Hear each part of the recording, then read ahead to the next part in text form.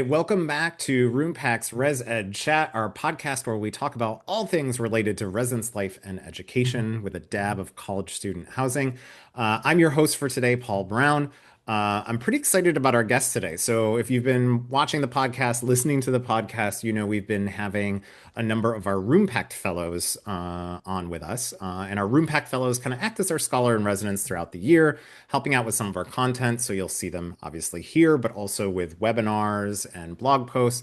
They'll also be at our R2 conference coming up in October. And so they're here to kind of share their expertise. And so I'm excited today to have our guest, Amanda Knerr, who I've known for quite a few years. We've rolled in a lot of the same circles. I've come to value about her really her strong expertise in assessment, in student learning, in looking at outcomes. We worked for a number of years, actually, it feels like, and was on the most recent edition of the Kuhoi competencies together as well. And so Amanda has a broad breadth of experience in college student housing, residence life, residential education, all of those kinds of things. And so I'm really excited to have you here with us, Amanda. How are you doing? How has your day been so far? Any Ah, residence life it's crises that you've had? no crises today, thank goodness. But no, it's Okay. good to be here, Paul. Appreciate the opportunity to chat assessment and to chat Res Ed. Yeah. Well, can you give us maybe a little bit of your more formal background? I mean, I could probably do it, but obviously you'll do it better than me. Just so folks know, like your experiences, kind of where you work, things of that sort. Absolutely. So I started out as a grad student at Ball State University a few years ago, just a few. And when I finished my master's degree program, I ended up at the University of Alaska Southeast in Juneau, Alaska for a couple of years. It was one of those things where my husband and I didn't have family yet. And so we're like, we don't have to put down roots anywhere yet. Let's go and do something very different. Ended up in Alaska, had a great experience there, learned a lot about who I was as a professional and a lot about a different student than I've experienced in Indiana. We had our first child, and I said, Grandpa, Grandma are too far away. And so I ended up moving back and took a job at Penn State Erie, the Barron College. It was like working at Disney World. I say all the time, great experience, great people. Was able to do res ed, alcohol and tobacco programming, freshman interest groups, assessment, senior year experience programming there. I was there for a number of years and had an opportunity then to move to University Park. And so I worked at Penn State University Park campus for about 7 years. Doing housing and residential education, student conduct, kind of crisis management, and then also worked with the 9 residential campuses away from University Park. So did a lot of traveling. While I was there, I was able to implement a curricular approach at all 8 of our residential campuses. So did my PhD work while I was at Penn State and got to the point where I was ready for a director position. And so I left Penn State and went to Indiana State University as the executive director there for several years. And then about 4 years ago, was able to move back to my graduate institution as the Associate Vice President for Student Affairs and Director of Housing and Residence Life. So in my current portfolio, I oversee Res Ed. Up until a week ago, the Student Center, our facilities and custodial maintenance operations, and then all of our business operations and IT and Housing and Residence Life. So So a small job. just a little. Just a little, just a little. And Doesn't it's keep me surprising busy. that you haven't had a crisis yet today with that kind of Right, work. right. Maybe just one you don't know about yet. I That's won't right. jinx it. I won't jinx it. That's It's right. horrible to say. I take it back. I take it back. Um, I think, one of the things you also work as our kind of webinar coordinator for the webinars that come out once a month. And, as we've kind of developed that, because it's still relatively new, I think we've kind of found that one of the topics that seems to resonate, gets a lot of registrations, things like that, focuses around assessment. That seems to be something that people want to know about, want new knowledge about. Where do you think that comes from? Like, why is that one of the things that you think resonates with so many people or has so much energy behind it? Like, what's the motivation there? Yeah, well, I think the first thing is people tend to be afraid of assessment. It's not something we teach in our graduate preparation programs. And so I think people are like, ooh, I should be doing this because they hear I need to know if people liked what I'm doing. I need to know if people are learning. I need to show our value as a department. But there's also a lot of fear, and I don't know how to do this well. I also think, like growing up, so many of us are terrified of math. And we hear assessment, we hear numbers, and we think math. And so it's like, ooh, I can't do this. I can't do this well. So I think that combination of I'm afraid of this, I don't know how to do this well, and I should be able to find out if we're making any impact on our students. I should or I need to tell the story of the work we're doing to the broader campus community. I think captures people's attention. Like, how do I do this? Can I do this? And then how is it going to help demonstrate for my department, for my team, that the work that we're doing matters?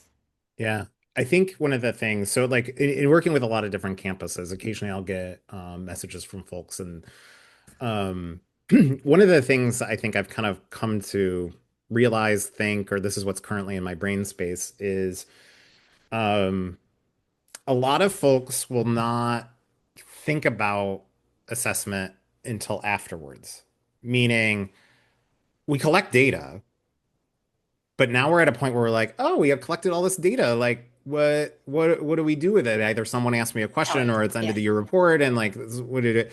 Which to me, I was like, oh, well, how do you collect it? What questions do you ask? Because they'll say, how do I assess this? And I'll be like, well, you need to back up a little bit and things like that.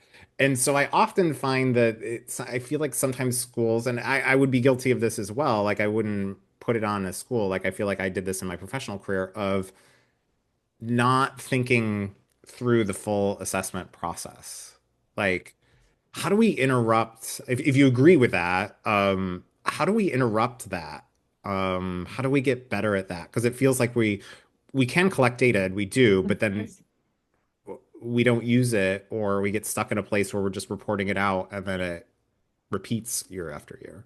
Yeah, yeah. Gosh, I can think of a couple different things. Of course, I'm a curriculum campus, and so curriculum is really important to me.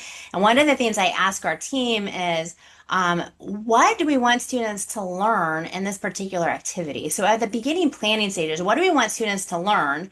And then my second question is, what is the best way to teach it? And then my third question is, how will we know if they've learned it? So I try to start our planning process with that. How are we going to know if we're successful? And that has really helped us move from, oh gosh, we have to do an assessment report for the end of the year report, which is due in 3 weeks. What do we do? It helps us shift that to the very, very beginning so that as we're planning our events and activities, we're planning it in a very intentional way. And we already know how we're going to know if students get what we want them to get. So I think that's the first point. In the planning, what do we want them to learn? How do we know if they've achieved it? And that helps us develop a lesson plan, an activity, an initiative that's really powerful, that's intentional, and gets us exactly what we want students to learn. And then we can see if it works. So I think that's the first thing when we're talking about student learning. But I think the other piece is many of us grew up in housing and residence life with quality of life surveys, which tend to be very satisfaction oriented. And I know when I did quality of life as a grad student, there were 500 questions about every aspect of housing and residence life. And this whole book got done at the end that was about 3 inches thick. I'd hand it off to my director. It would sit on their desk, collect dust, and never get opened because it was just so much data. And so I think the other thing when you're asking like how do we do this intentionally, how do we make sure it makes sense, is to also ask the question, how am I going to use this? And if I'm not going to use it, then why are we asking the question? So instead of at the end, how are we going to assess this? What questions do I want to ask and how am I going to use it? If I'm not going to use it, why am I wasting my time? Why am I wasting students' time? So a primary example of this is years ago, when I was at a campus, at the end of every conduct meeting, we would hand the students a survey that was like, how satisfied were you with your conduct meeting today? Because we had to do that assessment report at the end of the year, right? And I'm sitting If there, I'm found right? responsible, I would probably say not very Right. I satisfied. just got kicked out of housing, like, or I just Yeah, had to not pay a fine, satisfied. or I just had to do an ed sanction. I am not happy. And so then I'm putting this assessment report because I was responsible for the end of year assessment report together, and I'm like, ooh, I don't want to even turn in any of this data. This is bad. It makes us look bad. And so I started looking at the questions. I'm like, we're asking the wrong questions. what are we doing with this? We're not going to use this, and nobody is going to be satisfied with a conduct meeting if we're truly just looking at are you happy that you're here today? No. So we were able to flip the questions when we were talking about it front. Well, what do we really want to get from students? Well, I really want to know, did they feel like they were heard, that somebody listened to their story? Do we want them to feel like we were asking them about whether or not they understood how to make good decisions or what their decision making process was? Do we want them to know what the policies are that they might have allegedly broke and how to make things different or do things differently? Do we want do we want that to know, like, did our team follow the process? Did their meeting start on time, or were they stuck waiting for 30 minutes past their meeting start time? So when we started asking, like, what do we really want to know about this experience, we were able to craft an assessment that got us data that helped us improve our practice. So we just tweaked our questions a little bit. Did your meeting start within 5 minutes of the appointment time? Were you able to read the incident report? Were you able to provide your side of this experience? Did you feel like you were heard?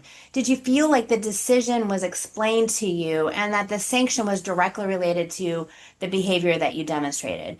And so when we got done with that, we could very quickly look at that data and we were able to see, oh my goodness, oftentimes our meetings were starting 15 or 20 minutes late. What is that? Well, we need to go back to our coordinators and reset expectations. This is about respecting our students. You need to start within 5 minutes.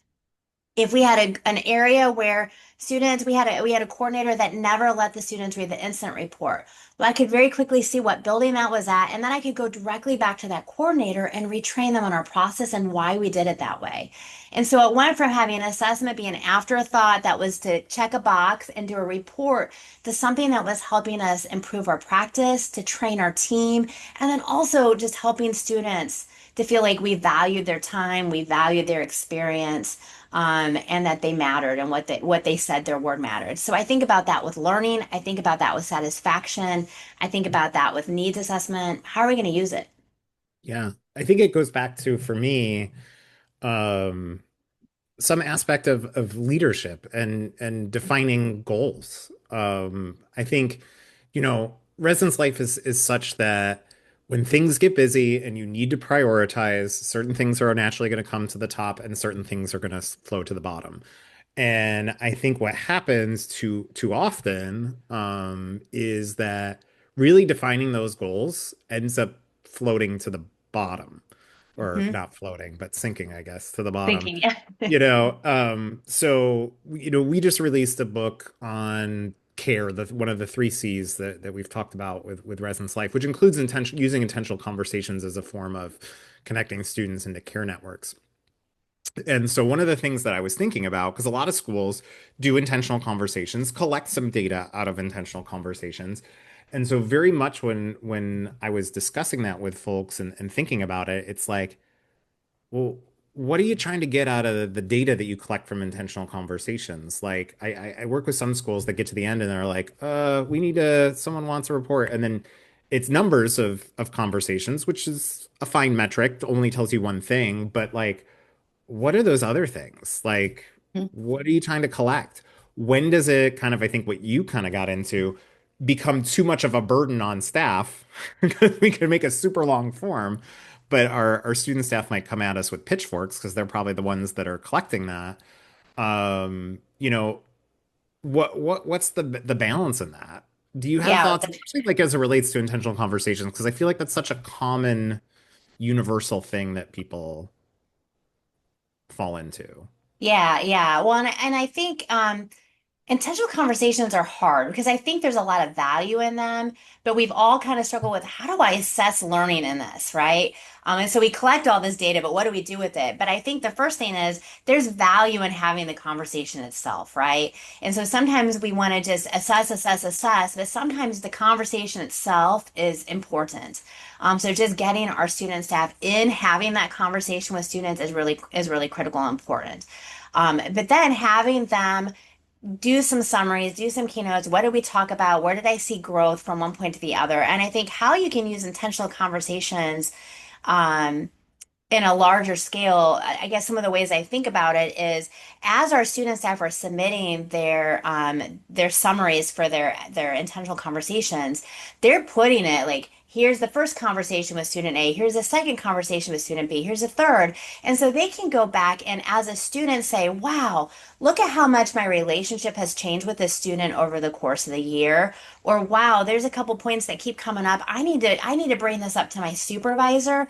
So it really provides some structure for the student staff member to see the growth, to see some high level, ooh, these are some points that keep coming up on my floor.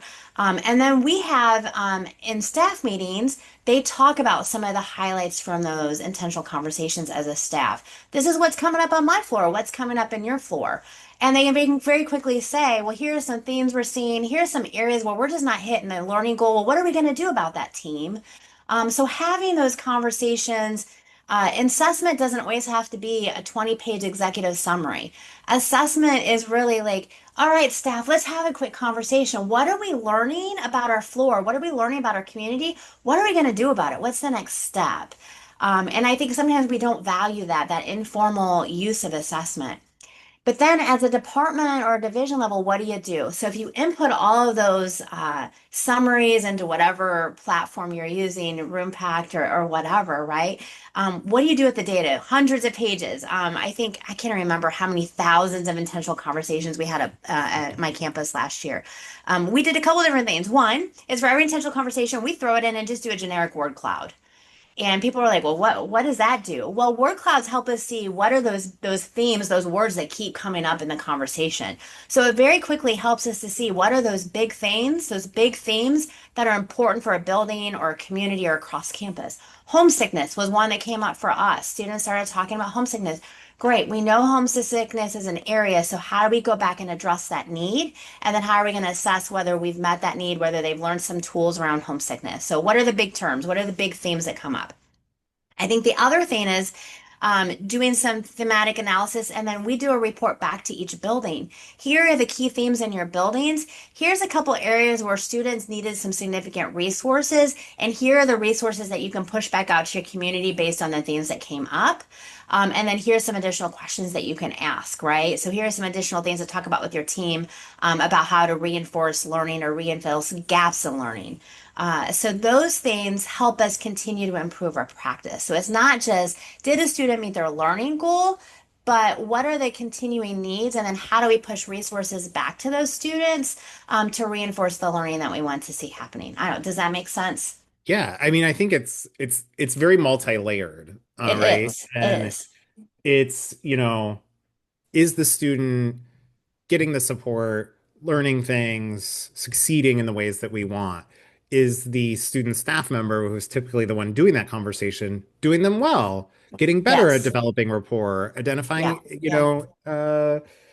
issues and things like that? Is it the Absolutely. supervisor that's helping make sense of that, looking for students that are maybe falling through the cracks, escalating them as they need to, but also what are the Right. things going on in my space? And are there other things that we can do to help with that if it seems like it's a trend that's emerging or things like that? And then, it's a Yeah. Yeah. departmental level of how is this helping us in terms of student retention, things that are important Yeah. to the Student success. institution? Are we Mhm. training our staff well for that? Are we making Yeah. it easy? Are we making the pathways simple to navigate and not maybe making them over complex? So I feel Absolutely. like it's those layers, and I think sometimes when it gets lost, it's the in the practice of it. So, Yeah. Yeah. Well, and I think we that's try to that's make where it it big, loses a right? little bit, right? Yeah, and I think sometimes with assessment, we think it has to be this huge project.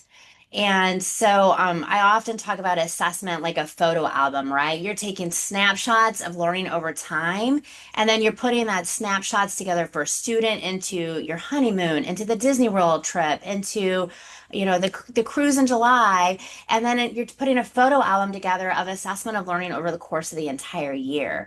And sometimes we want to go straight to the big photo album, but we forget about the little snapshot. So how can I use this little piece of information to improve my practice?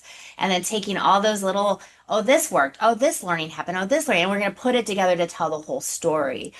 So not, again, not starting so big. I think the other thing, when you were talking about leadership, kind of to jump back for a second, Yeah. Yeah. when I moved into an AVP role, I can't go to my boss ever and say, well, I want to do this initiative without her saying, well, how do you know that that's worthwhile? How do you know that's a good investment? How do you know that's a good investment in time or finances or resources? Or how does that align with the institution?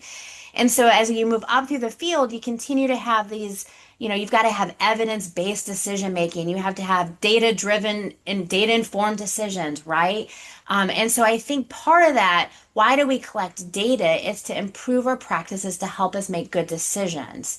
And so when we give information back to our RAs and our student staff member, it gives them tools to help them make better decisions about their community. When we feed that data back to our coordinators at the building level, it helps them do better at building a sense of belonging in their community. So when we think about that assessment, what do we do with intentional conversations? We feed the information right back to the communities so that they can use it to make evidence-based decisions, so they can use that to improve their communities. And so I try to think about that anytime we're getting data and collecting it. Whose hands do I need to get it into, and how can they use this? And how can I package it in a way so they get it and be like, oh, duh, this is how I use it. And that has been helpful for us in guiding our conversations. I think you've just identified the thing that I spend in my day job working with software is my biggest, I don't know, challenge, I guess, Yeah. which is so people can buy our software, they can buy specialized software tools like that. And sometimes it only becomes an information input repository, right? And it just sits there. And so when I go to train a campus, I can show you how the software works, um, and you can collect information, but then what do you do with it? How do you integrate it with a practice? And it's always difficult for me because if you collect this information, well, in a one-on-one meeting, if I'm meeting with an RA, here's how I can use these tools to help inform how we have our conversations. And it's a lot of it's me giving suggestions, but it also depends on where is the campus and what do they think is important. So I always get into this rub of like, I don't want to overstep and just do this, or I don't want to say do this and then you just do that, but you don't know the why. How can I help get people get past the information collection stage and really do the more process oriented things? Because software alone really usually won't solve the problem. It's Hmm. how do you use it? How are you integrating it into your practice? If you're just collecting information, I mean, it might be slightly better in a specialized software program that you pay for, but if you're not doing something interesting with it or using it for improvement or things like that, then well, then why not just throw in a spreadsheet that's Right, available right. for Yeah. free, So, right, Like, right. So you're really like talking about how do you build that culture of assessment um, in a department, right? Because we can collect and put data in, but that isn't a culture of assessment. It's a piece of the puzzle, but it's not the only puzzle. What I found over time is you build a culture of assessment through a few different ways. The first is you've got to train your people. They have to feel comfortable doing assessment. And we talked earlier, right, about that fear of assessment. I'm worried. I don't know how to do it. I don't want to do it wrong. What if I stand up and somebody's like, you didn't do this right? Or what if like I don't know how to do averages and now I've done math and it's wrong and then what do I do? So the first part is just training people. How do you do assessment? What is the frequency? What are the basics? And not only how to do assessment, but give them a project. And I have found giving them a very small project where they can have a win really early on. And I'll give an example of that before I go on. And I've used this example a lot, but when I was at Penn State, we had first year eco reps in our residence hall. We brought first year students back. They were brand new to the institution, and they were supposed to be environmental stewards for all of on campus housing. And it was supposed to be a first year leadership program. And we brought them in, and they said, teach them how to do assessment. And I'm like, how do I do assessment with first year students before they even start the semester in an hour? So I brought the classroom assessment techniques book, handed it to them, and said, do a program and figure out how you're going to assess it. Well, these first year students decided in the first week of the semester to do an ice cream social in the lounge for all first year students in that area of campus. And they basically did a progressive ice cream social. They had ice cream and sundae toppings, and each station was a different part of environmental sustainability. You got your ice cream, you talked about composting, you got your sundae toppings, you talked about taking the elevator or the stairs instead of the elevator. This one was using refillable water bottle stations, and you get all the way to the end, and they decided that before you could get your spoon, they would have to write a note card that said, what is one way I can apply this in my residence hall room tonight? They had hundreds of students show up. They were so excited. They have all these note cards. They come back to training. They're like, okay, Amanda, we did this assessment. I was like, great. So what did you learn? And they just kind of looked at me like, well, we collected the assessment. What do you mean? And I'm like, no, now you got to do something with it. And they're like, well, what do we do? I said, figure it out. So they took the note cards, they decided to put them into piles, and they looked up and they're like, wow, people talked about using the stairs instead of the elevator. They talked about turning lights off. They talked about water stations. They didn't talk about composting. I'm like, great, you'll learn something. So what are you going to do? And so they decided for 1 week, the first week of the fall semester, for every meal in the dining hall, they were going to have a volunteer stand next to the compost to say to students, do you know you can compost that? Do you know you can compost that? And so they did that just in the first year building on campus. They had the environmental office come and weigh it before they started and then weigh it at the end of that week. And the tons of composting went up significantly. I mean, like hundreds of pounds more composting as a result of students did. 3 months later, the amount of composting was still significantly higher in the first year communities than everywhere else on campus because of what they did for that 1 week. A year later, when those first year students moved to other areas of campus, all of campus saw an increase in the pounds of composting every month in the other dining areas of campus because of one event. So what does that have to do with training people and starting a small project? That was one event with first year students who knew nothing about of assessment, and yet it had a multi-year impact in the behavior and culture of the entire campus community. And they saw that win because they saw that the number of pounds of composting got up, and they were locked in. Everything after that was, how are we going to assess it? What are we going to do? What have we learned?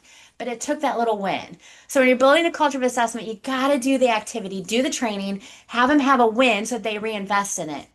Then the other piece of that is assessment can't be one person's responsibility, it's everybody's responsibility. And one of the ways you do that is at every meeting, at every PD, here's a little piece of data. Team, what does this mean? What does that mean for us? What are we learning about our students? What are we learning about our department? What do we need to do differently? And so that has to be a piece. And then the third level, I think, is leadership, is setting the expectation. How do we know this to be true? How do we know this is what students are learning? Well, how satisfied are students with this experience? How do we know that? So they not only need to see me asking the questions, but then when I get that data, they need to see me say, well, based on the data, our data shows this, and this is the new decision or the new direction we're going, and the new decision I'm making as the leader because of this data. So if you have it at those three levels, I think the whole culture shifts. And so again, it becomes just a part of what we do other than this afterthought, like, here, this assessment is at the end. Yeah, I mean, I think it can also just be, I think there's sometimes too, you have me thinking, things that we do that are assessment that people wouldn't label assessment. Meaning, like, let's say again, a supervisor of student staff. Student staff complete a weekly report. Says, here's what happened this week, things like that. I could be very intentional in designing of that, of like, what questions or where are you struggling, things like that. I think that is a form of assessment that when we have our one-on-one, we could dig into those topics. And yet some people wouldn't necessarily label that, oh, that's assessment. No, that's the weekly report. That's reporting on what you did. Ugh, But yes. like there's an opportunity there Yeah, yeah, to use that tool. And again, it goes back absolutely. to, okay, our staff do a weekly report. What happens with that information? Why are we collecting it? Are we putting them through a hoop that they don't need to go through if we're not going to use it? If there's already methods of keeping me up to date, do we have to do that? But like there are certain things that you can build in that wouldn't on its surface, like I think the example you gave, we have a program, that makes it very clear. I would label that very assessment without. But there's also Mhm, mhm. feedback points I think that we sometimes miss that we're like, this is kind of a form of assessment, you know, Absolutely, absolutely. formative, And summative, all the kinds of different ways that you can collect that and do with that. absolutely. And we talked a lot in student affairs about our gut instinct. Well, what is your gut telling you? What do you, how do you feel about this?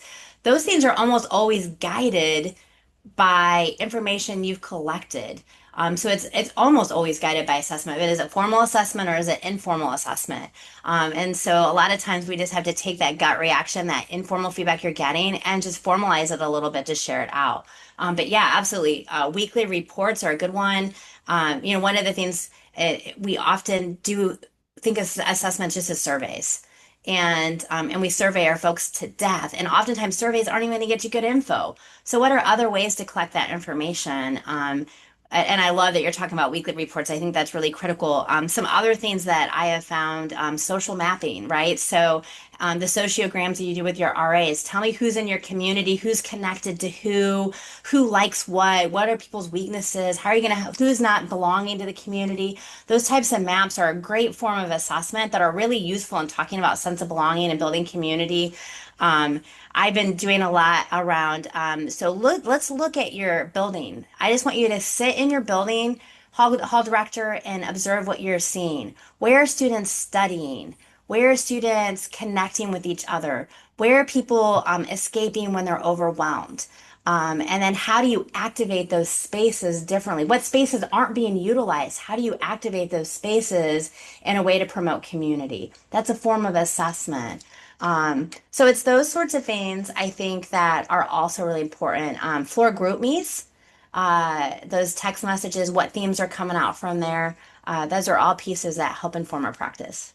Well, and I think even like the one-on-one itself, that is Yes. assessment. I mean, I think sometimes when folks think of one-on-ones, you'd think, oh, this is a supervision duty, right? And so I'm going to check in. How are things doing? Do you need help with anything? How are your classes? Things like that. Important. That's also a form of assessment, right? Like in terms of Mhm. helping the staff member, but there's other opportunities in that space to be, like you said, what's going on in your community. You could just leave it generic like that, or you can kind of drill down, like you were very specific of like, what spaces are people in? Things like that. Like even the one-on-one, I think, presents itself as an assessment opportunity, even though one might not be Absolutely. like, I don't feel like I'm doing assessment. I'm just asking questions about, um, it is. I mean, it's a data collection kind of tool that you're improving it in real time, kind of a thing. Absolutely. Absolutely. Yeah. Yeah.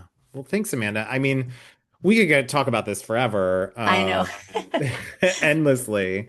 I have one final question for you, I think.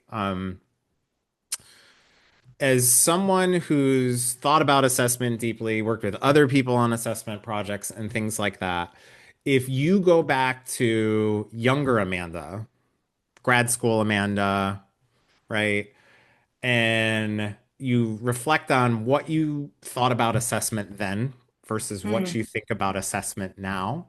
What is one thing you think you didn't understand, appreciate, or maybe mm. get as much as a younger professional that now that you're older, like, I feel like I understand this now and it was not on my radar, or I didn't understand it differently, or I thought about it differently. Like what's one thing that younger Amanda didn't know that you've learned as present day Amanda? Yeah, that's a really good question. I think as a young professional, I wanted the assessment to prove that I was doing a great job. I wanted it to prove that I knew exactly what was happening in the building and everything was right. And I think I found that the best assessments I've done are those where the results have surprised me. Mm, And so I think sometimes um, finding out that something isn't going as we thought, or, oh, wow, this is unusual, this is unique, this is different than the expected outcome, has gone further to help me improve my practice and to develop my skill than always being having an assessment that's like, oh, yep, I already knew that. That's exactly what I thought. So kind of testing that. I think that has been a piece that's really hard. Like sometimes you get assessment results and you're like, oh gosh, what do I do with this? And that's exactly what we want. We want it to bring something forward to us that we weren't aware of so we can do something differently. I think I've come to embrace those failures, if you will, and not always just expect it or want it to always be exactly as I thought things were, if that makes that's sense. yeah, it does. That great resonates with me. It's a great takeaway. So, Well, thank you for joining us today. I also want to say to all the listeners, you'll see more from Amanda. I mentioned she is a fellow for us, so you'll be seeing some articles and writings as well as webinars, which we make do for Roompact schools, but also make publicly available after the fact so that everyone can benefit from it. So be on the lookout for those. And thanks for joining us for the most recent episode of Roompact's ResEd Chat. Bye, everyone.